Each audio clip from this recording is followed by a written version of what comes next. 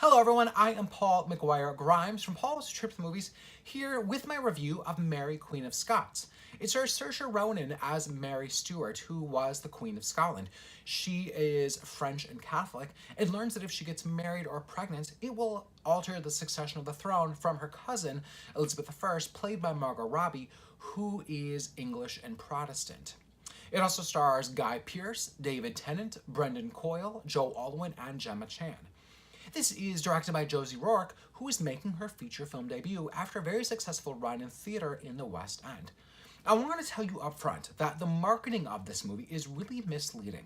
Don't go into it expecting it to be this match of Elizabeth versus Mary and some sort of housewives drama.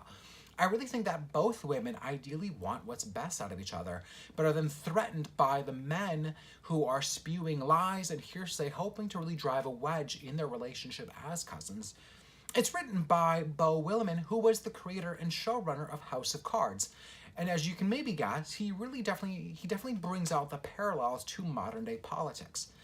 I think that his overriding theme of the movie is that men are awful toward women who are in a position of power. Elizabeth really sums it up best toward the end when she tells Mary how cruel men are. As Elizabeth, Margot Robbie is fantastic, but she's not nearly in the movie as much as I wanted her to be. A majority of her scenes are brief, but she leaves such a lasting impact, making you feel the aches and the pain of what's really being taken from her. Margot Robbie's definitely had quite the career since her debut in The Wolf of Wall Street a couple years ago. Last year, she was nominated for an Oscar for her work in I, Tonya. The final meetup between Elizabeth and Mary is such a treat to watch, given the talents of Saoirse Ronan and Margot Robbie and the rich performances that both of them give in this movie. Like any good piece about the Tudors, the costumes, the hair, the makeup design are all gorgeous. Both Elizabeth and Mary are given quite exquisite costumes and hair pieces to wear, and it really explains why Elizabeth wore such heavy white makeup on her face. I don't want to spoil that if you don't already know. Having just seen The Favourite, which is about Queen Anne, I would say that Mary, Queen of Scots is not nearly as artistically risk-taking or as rich as The Favourite. I think that Mary felt a bit more Hollywood, where I felt like I was right there in the castle with The Favourite. In the end, Mary, Queen of Scots is a worthy look back at Mary and Elizabeth, even though it takes some time to really kick into high gear.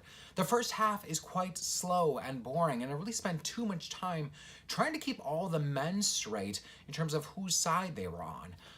Outside of a secret gay relationship that we learn in the film, it really finally kicks into high gear once Mary gets pregnant, when there's that final needed tension in the movie. I'm giving Mary, Queen of Scots 3 out of 5 ticket stubs. If you like my review today, click subscribe on my YouTube channel. You'll also find reviews of The Favourite, as well as the new Coen Brothers movie, The Ballad of Buster Scruggs. Don't forget to follow me on Instagram and Twitter at Paul's Movie Trip, and go to my website, paulstriptothemovies.com, for more reviews, as well as a link to my podcast on Podcast One. We have a new episode up all about Christmas movies. Thank you so much for watching today, and have a great day.